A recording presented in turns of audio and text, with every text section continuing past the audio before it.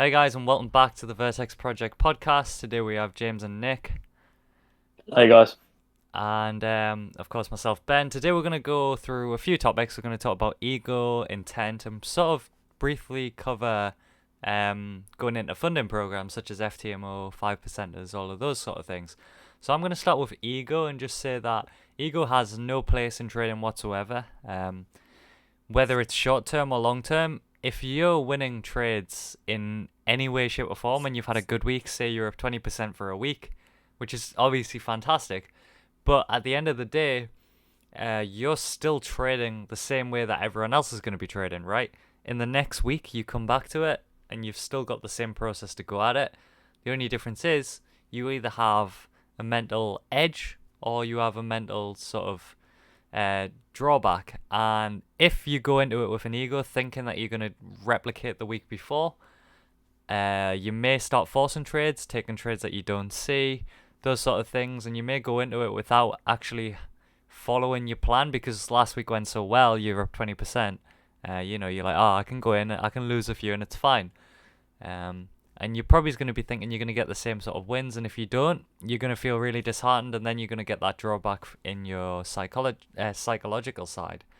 Um, and in terms of ego in general, in terms of putting more money, risking more, nothing like that should ever affect anything with your trading plan. It should always be the same risk percentage. You should always be managing your risk, and you shouldn't just sort of go into an all-in trade if just because you've had a good win streak, because it's not going to happen. And eventually, if it does work, and eventually you keep going, you are going to lose your account in the end. I don't think any of us in here have really ever had many problems with ego. I don't believe. No, not No, particularly, to be honest. I think No. no, I think maybe that's probably quite a big reason why we're quite established and reasonably consistent. I think because no matter what happens one week, we come back the next with the same kind of mindset, the same plan. If you make if we have a week like you just said, a 20% week, we don't come back the next week and go, oh, okay, I'm going to risk 5% now instead of one because I've had that win, because that takes you down that kind of sort of spiral of trying to flip accounts, etc., thinking you're bigger than the market, and you will just eventually the fun will run out and you will blow your account. And that's what I think that's what kills quite a lot of traders as they're getting going. You get your first wins and you feel excited and you're like, okay, I can add to this and add to this, but then you kind of violate your trading plan. And eventually, like I just said, it's your luck is going to run out. And that's why a lot of people go out of the market quite early, I think, because they just deviate from that plan and kind of let their emotions rule them a bit. Yeah, it comes hand in hand with greed as well, really. Yeah, exactly. If you've got a big ego, you are gonna get greedy. You see this time and time again. People say, "Oh, I've only got £100 account, and I've made 20%, which is great." And then they're like, "I'm gonna try and flip it now," and it just never works. No matter how much is in your account, whether it's £10, £50, £1,000,000, your trading should be exactly the same, no matter how much you've got in there. Even if it's just £100, it should, it's all percentage based. So that may be 10% of your net worth or your savings or whatever it is. And then someone else has £1,000,000 and that could be 10% of their savings. And you should be trading the same, because eventually when you come into money, or you get a better job or whatever happens, and you slowly start compounding your account, the trading's going to be the same, and you need to develop that consistency before you actually get the money. Which actually leads us on to our next point about not rushing the process. Um, you've got to go through all the things with intent. And I think, was it James that was going to talk about this, or Nick? Yeah, Yeah, I'll. Well, it's up go to on, you, Nick. mate. I can start, and then we can just sort of roll from there. I think um, I think intent's very important. There's all these things within trading that maybe aren't. It's not the glamorous side of things, but they're things you have to do very well and very consistently to sort of bring that long-term edge to your trading. Like, we got back testing, we got journaling. These are things that people don't really, well, from what we've seen, people don't really like to do, um, and they are a little bit tedious. I know people don't want to be sitting there, back testing the charts and developing their statistics. They want to be out there live trading straight away. But these things are really underlooked and really important because they not only establish your edge over the market, but they help with your psychology. So if you've got a thorough process of back testing to support the edge you think you have, then you can go into your forward testing completely confident in what you're doing.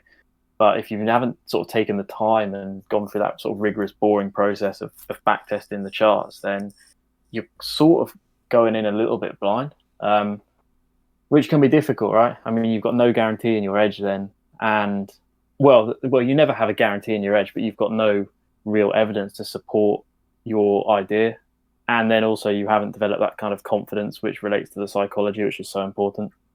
I think it's just like a downward spiral of emotions. If you don't do these things, you get angry because you start losing your money.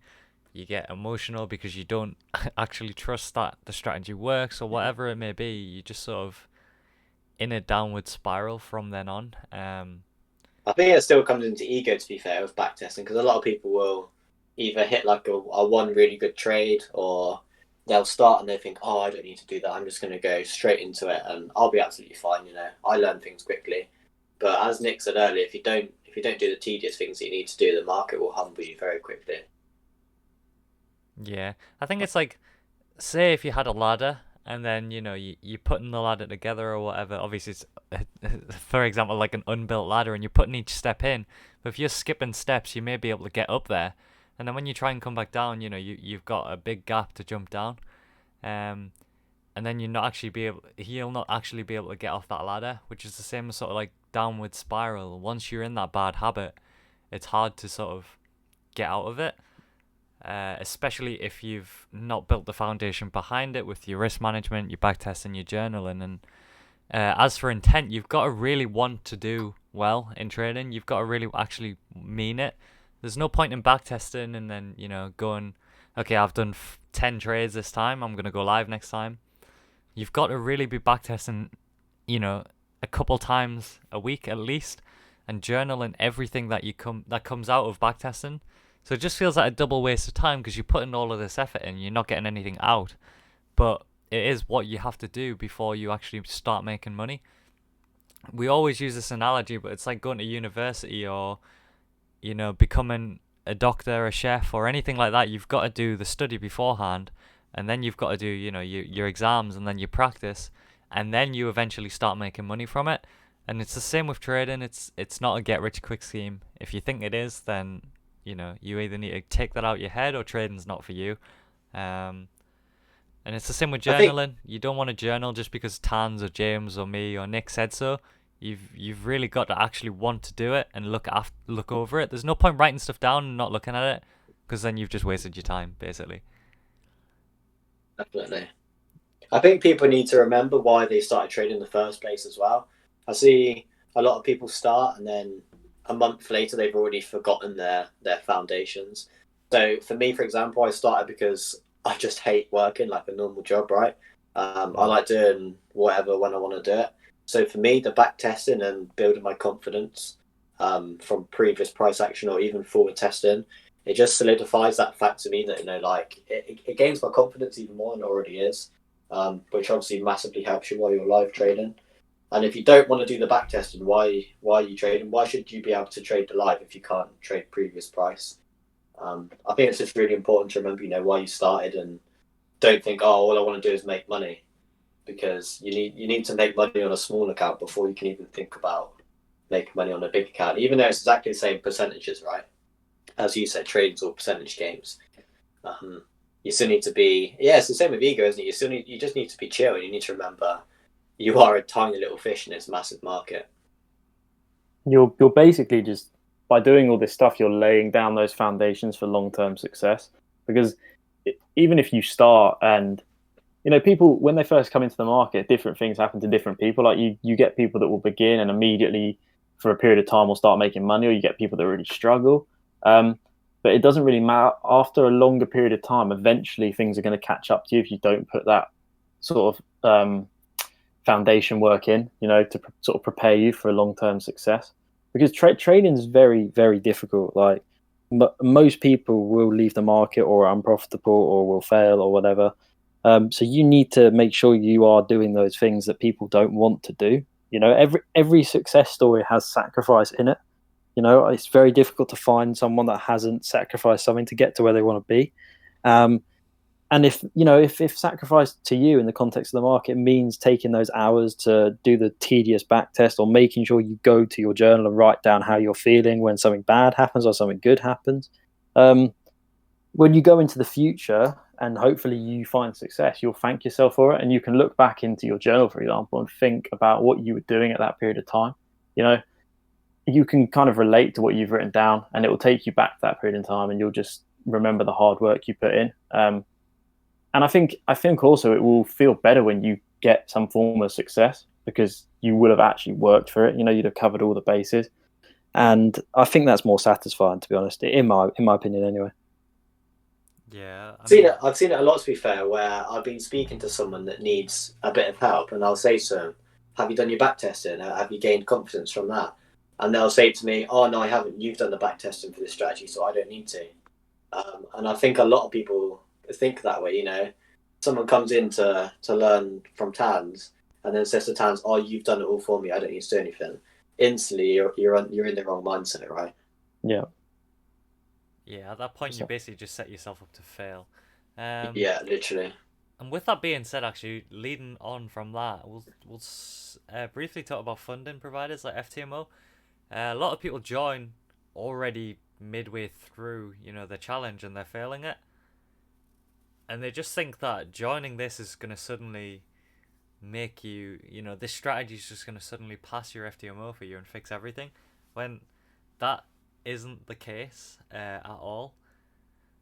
I'm going to let Nick or James talk about this a little bit more, but in terms of going straight into funding, if you haven't done all the things previously, again, like we've spoke about, backtest and journaling with intent and reflecting on everything, and you haven't developed that consistency, there's no reason why you're going to pass the FTMO.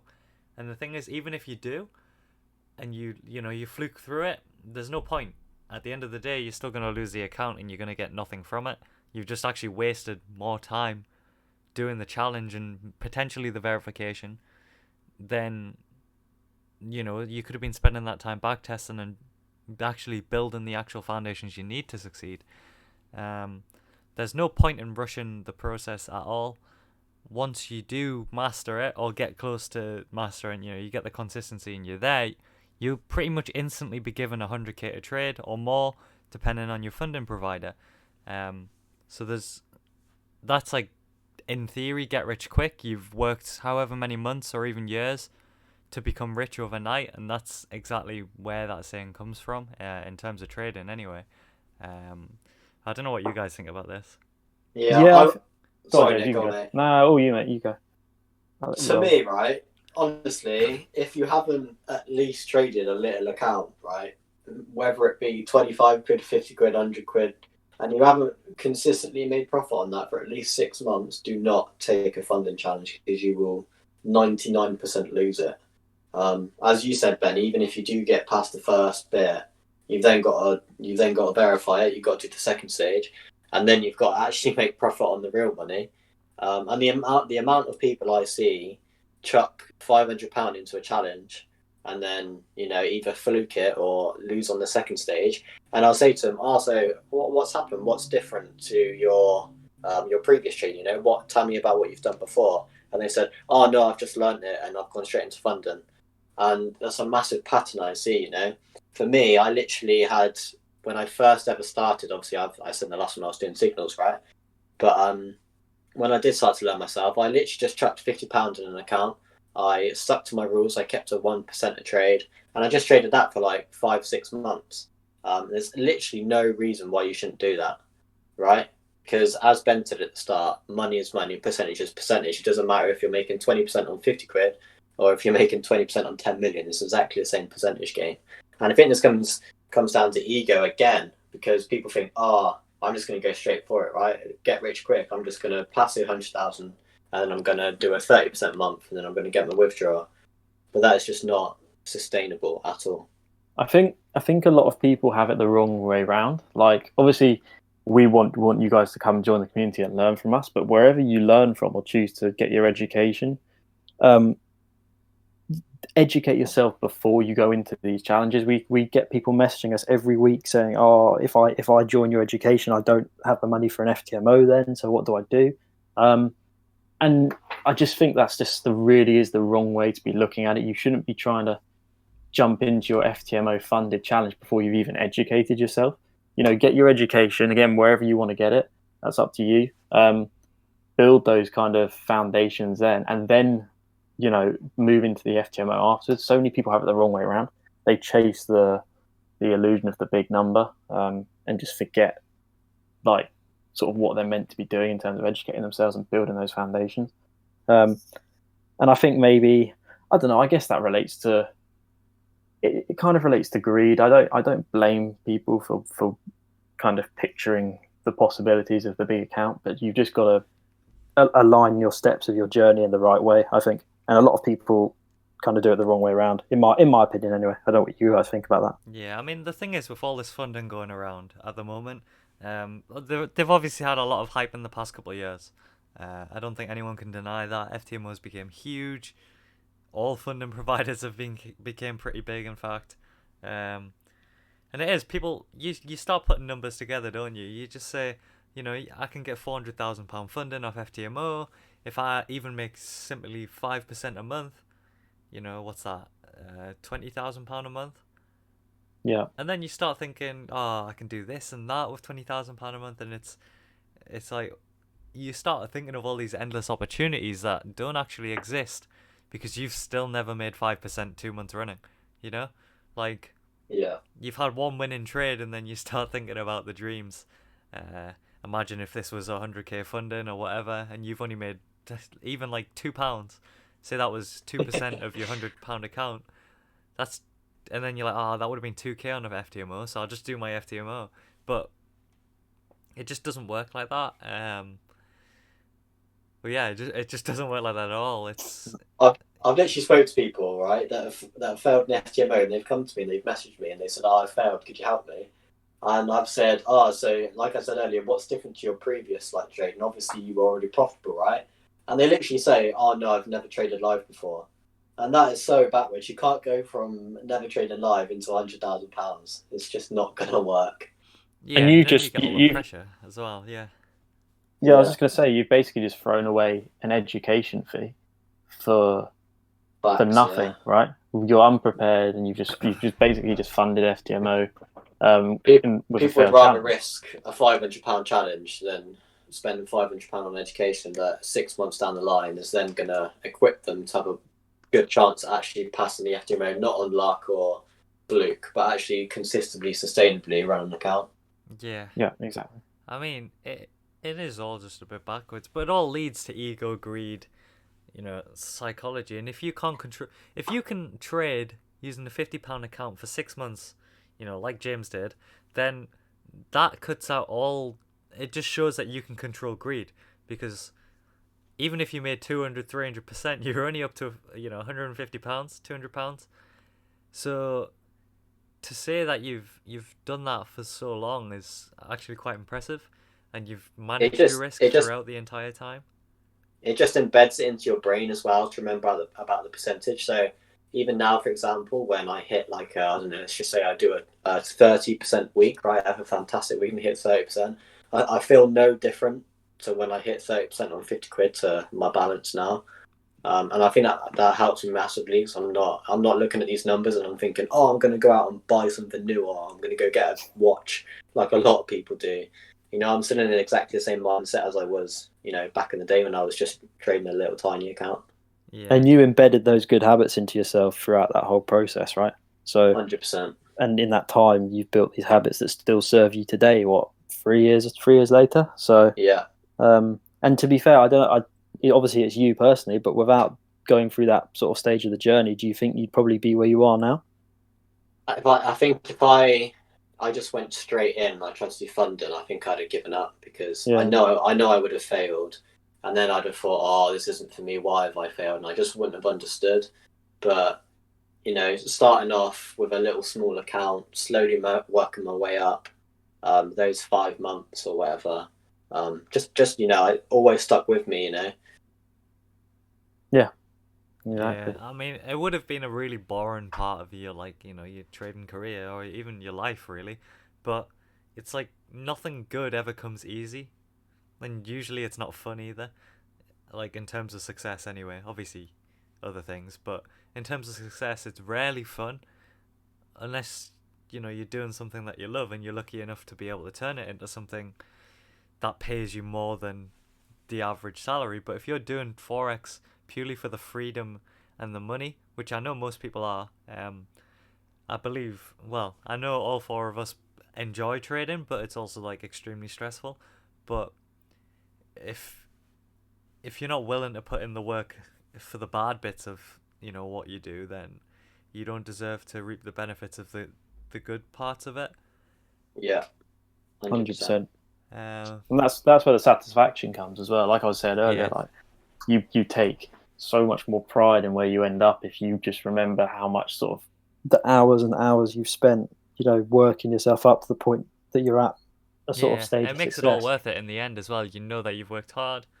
You know that you didn't get there by fluke, and you've actually done it It's by like the that book, that as that you would quote say. we were talking about yesterday. It's like if I do something in 15 minutes, it's because I've spent 10,000 hours practicing it. Yeah, Yeah. I think exactly. that says it so well, doesn't it? Yeah, exactly.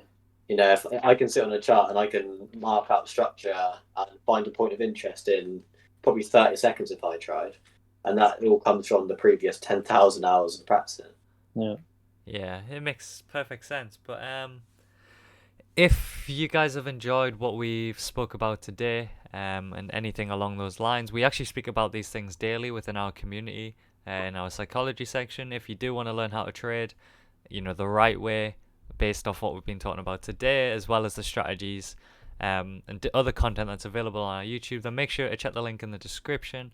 We are going to end this podcast here today, but we'll be back again very shortly with another one. Yeah, if you're watching on YouTube, make sure to like and subscribe. Otherwise, that's it for today, and we shall see you guys next time. Take care, Bye, guys. guys. See ya.